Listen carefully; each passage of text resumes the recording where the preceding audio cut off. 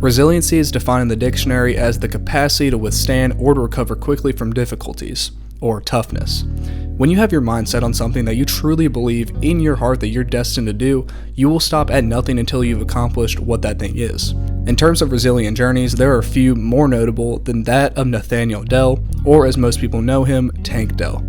After bringing his talents to not one, not two, but 3 colleges, he is finally putting on display the capabilities that he possesses at the University of Houston, as well as proving to everyone what he has known for a long time, that he is one of the top receivers, not just in the American Athletic Conference, but in the entire country. As I watch this dude play, I can't help but think of another great receiver in the NFL who could turn out to be an all-time great. Now, that might sound outlandish at first, and I could totally be wrong, but I firmly believe that Tank Dell has the potential to be an extremely solid NFL player. So as we take a look at this man's journey, just know that his story is far from over. In fact, it's just getting started. So let's get into it. So coming out of high school, Tank actually did have an opportunity to attend Florida International University. He originally committed to play for FIU, but decommitted from there in August of 2017 and instead attended Alabama A&M, where he played out his freshman season. In that year, he had 12 receptions for 364 yards and 3 touchdowns. Now, for his first season in college, that stat line is nothing to be ashamed about. So the next season, when he decided to transfer to Independence Community College, it left me wondering why. Well, apparently Tank had gotten injured that season and did not get a chance to show off his talents on the field. Along with that, he stated that he did not see himself reaching his goals at Alabama A&M, and that the decision to transfer to Independence would put him in the best spot to get his name out there. Now, before we go any further, one thing that confuses me is why he chose to decommit from FIU and go to Alabama A&M in the first place. FIU was in the same state as his high school and was also a D1 FBS program, unlike Alabama A&M, which is an FCS program.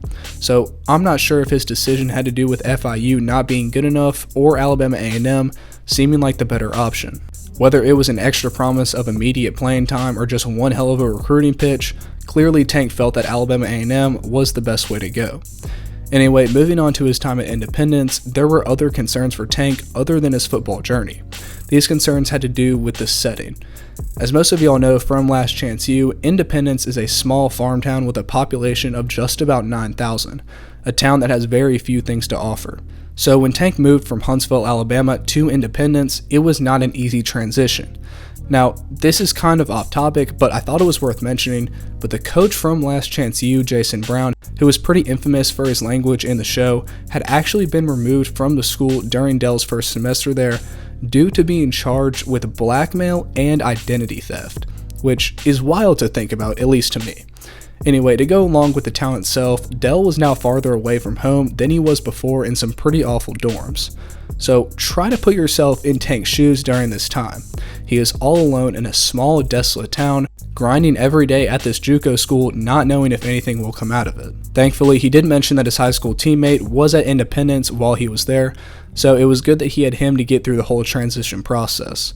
But even with that in mind, this takes me back to the resilience that this man possesses, and it gives you an idea into how badly this dude wanted to be a successful football player. Well, that's exactly what he showed everyone during his one and only season at Independence. In the 10 games he played in for that team, he was the leading receiver with 52 receptions for 766 yards and 8 touchdowns.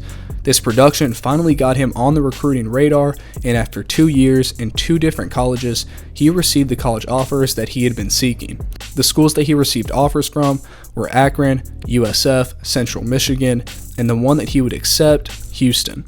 His first year in Houston was during the pandemic, so the Cougars only played in 8 games that year, but even in just 8 games, Tank still had a pretty productive stat line of 29 receptions for 428 yards and 3 touchdowns. Although that season consisted of only 8 games, it was just a small taste of what Tank was capable of, which we would see in the following 2 seasons. In the 2021 and 22 season, he absolutely balled out and made his name known to the entire country. In 14 games, he racked up 90 receptions for 1,329 yards and 12 touchdowns. And then the next season stepped up his game even more with 109 receptions for 1,398 yards and 17 touchdowns. Those 17 touchdowns led the entire country in that 2022 season, so he was an absolute scoring machine with nearly 30 receiving touchdowns in 2 years. So, as this dude prepares for the NFL draft, don't be surprised if he carries over his dominance from college to the pros. Tank Dell was looked at as an undersized, underrated receiver from Daytona Beach that almost every single coach in the country thought was not worth a scholarship offer. But as I mentioned before, he knew what he was capable of, and now so does the entire country.